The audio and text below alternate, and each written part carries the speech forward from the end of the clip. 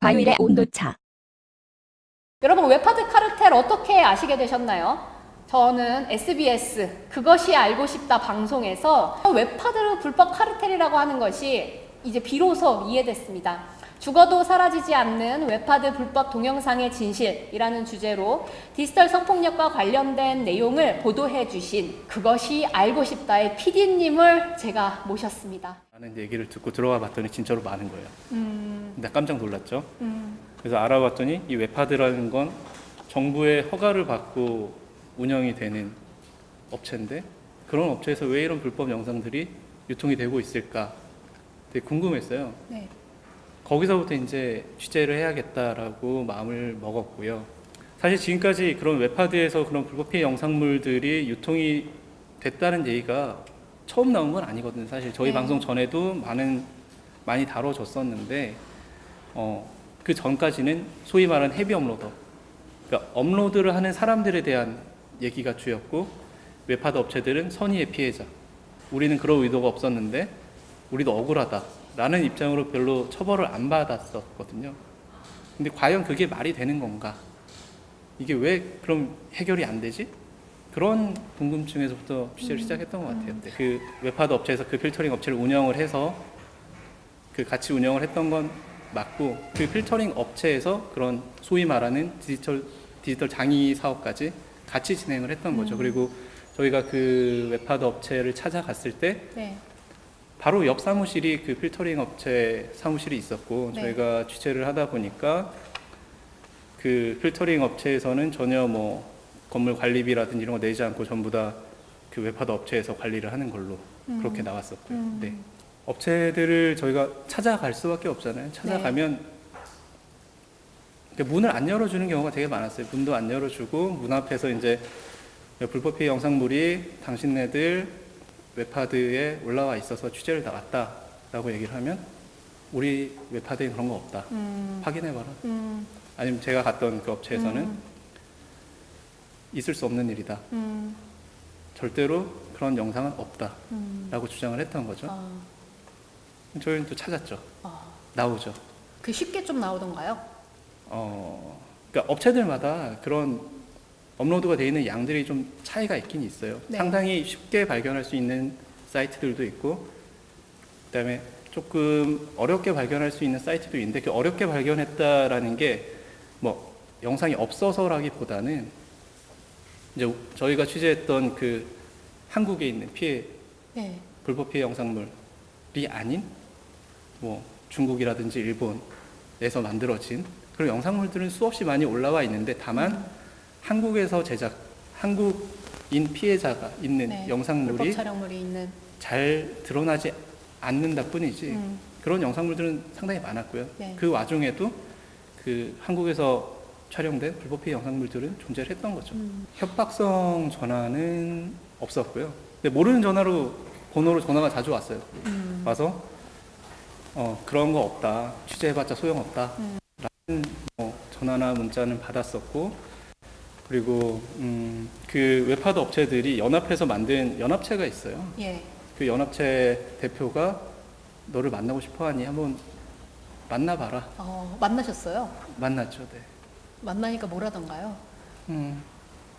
자기들 회원사에서는 그런 영상물들을 관리를 하고 있고, 관리를 하고 노력을 하고 있는데, 그 노력가 크게 올라오는 거 우리가 어떻게 다 필터링을 하냐, 그 우리가 다 어떻게 다 막냐, 우린 선의의 피해자다라고 주장을 하는 거죠. 그러니까 저작권이 있는 네.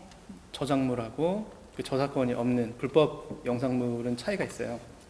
그러니까 아까 말씀하셨지만 저작권이 있는 저작물에 대해서는 철저하게 웹하드 업체에서도 관리를 해요. 그러니까 기본적인 단가 자체가 좀 달라요. 그러니까 저작권이 있는 저작물은 업로드가 되는 순간 저작물이라고 인식을 하고, 네. 거기에 대해서는 이제 뭐 기본 1,000원에서부터 이제 상당히 비싼 금액까지 책정이 돼서 그 저작권자에게 50% 정도, 50% 이상을 떼어주고 나머지를 이제 업로더와 그 업체가 이제 수익을 분배하는 네.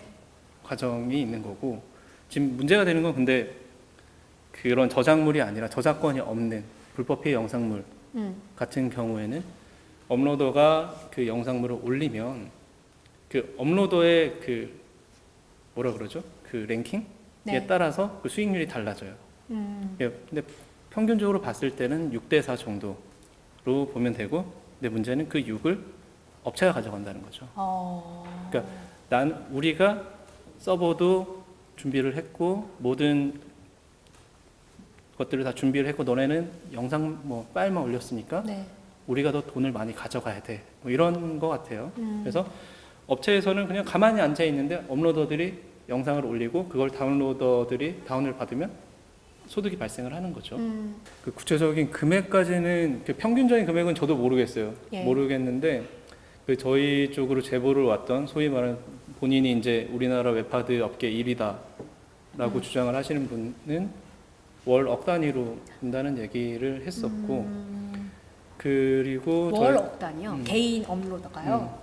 엄청나네요. 그리고 지금 그 웹하드 업체들 중에도 이제 규모가 다 다르잖아요. 예. 그 소위 말하는 1위 업체에 대한 그런 그 자료들을 저희가 검토를 했을 때 그 1년에 벌어들인 수익이 수십억 단위거든요.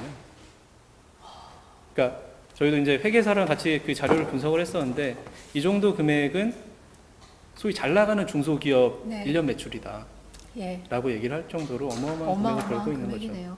방송에 다루지는 않았어요. 저희가 이제 네. 피해자 보호 차원에서 아니 취재는 다 하고 그러니까 방송에 나가지 않았는데 그 웹하드 관련해서 피해를 보신 당사자들도 만났고 이제 지인이 웹하드 업체 이제 그런 불법 피해 영상물에 올라가서 자살하신 경우가 있었어요. 그래서 그 지인을 만나서 인터뷰도 했었죠. 예. 저희 방송 나가고 나서 제가 궁금해서 웹하드 사이트에 이제 그것이 알고 싶다를 검색을 해봤어요. 예. 그것이 알고 싶다 콘텐츠도 되게 많이 올라와 있어요. 웹하드 사이트에 아하. 상당히 많이 올라가 있는데 저희 회차만 없어요. 되게 웃겼어요. 네. 도둑이 재발절인 거네요. 그러니까 업체들마다 검색을 다 해보면 뭐 다른 회차들은 상당히 잘 팔리나 봐요. 예. 많이 올라와 있는데 네. 저희 회차만 딱 없더라고요. 그게 아. 되게 웃겼고 이 사건 자체가 지금 어쨌든 표면 위로 올라와서 지금 공론화가 되고 있는데 취재를 하면서 느꼈던 것 중에 가장 답답했던 부분은 그거예요. 그러니까 필터링 적용을 한다고 해서 그래서 필터링 모듈을 달아서 검색을 했을 때 검색이 안 되게 막는 것 네. 그게 해결책일까라고 생각을 했을 때 아니라는 거죠. 왜냐하면 이미 웹하드 업체 서버 안에는 그 영상물들이 다 저장이 돼 있어요. 그리고 다운로드를 받은 개인 컴퓨터 하드 안에도 그 영상물들이 있단 말이죠. 네. 언제 그 영상이 다시 올라올지 모른다는 거죠. 그러니까 이 문제가 정말로 해결이 되려면 웹하드 업체에 있는 서버, 그 안에 있는 영상물, 그걸 다운받은 개인 컴퓨터 하드에 있는 영상물들이 다 삭제가 되는 그 순간 해결이 되는 거거든요. 그런 게 해결이 되지 않으면 이 문제는 정말 죽을 때까지 끝나지 않는 문제다. 그런 걸 좀 많이 알아줬으면 좋겠어요.